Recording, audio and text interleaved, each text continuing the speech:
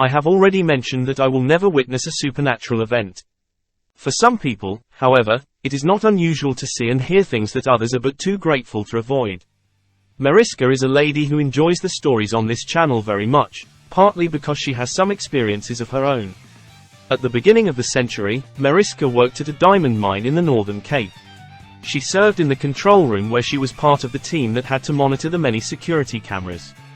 The relative tranquility of the control room was suddenly interrupted one night when one of the guards called out for help. He was apparently beating a hasty retreat from his guard post, and as he was running he shouted over the two-way radio that a ghost was chasing him and continuously hitting him on the head.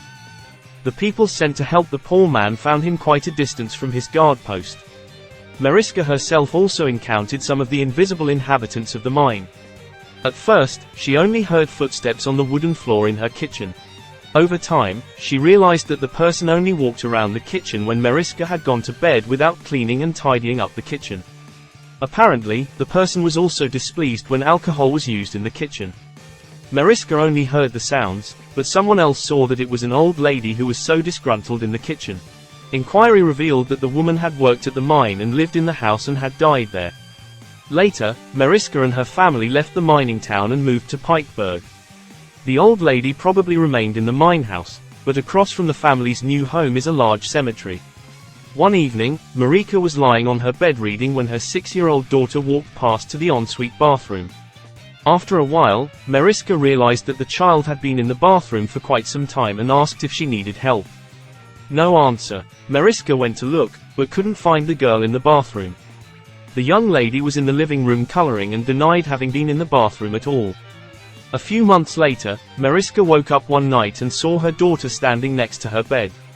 Mariska was shocked because blood was oozing from the child's head. Mariska ran to the bathroom to get things to treat the wound with, but upon her return, the child was gone. There was indeed a puddle of blood on the floor and vomit on the bed, but when Mariska blinked, these signs disappeared. Her daughter was safe and unharmed, sleeping in her own bed. One night while Mariska and her husband were peacefully sleeping, she suddenly felt someone grab her ankles. The next moment, the person grabbed her by the feet.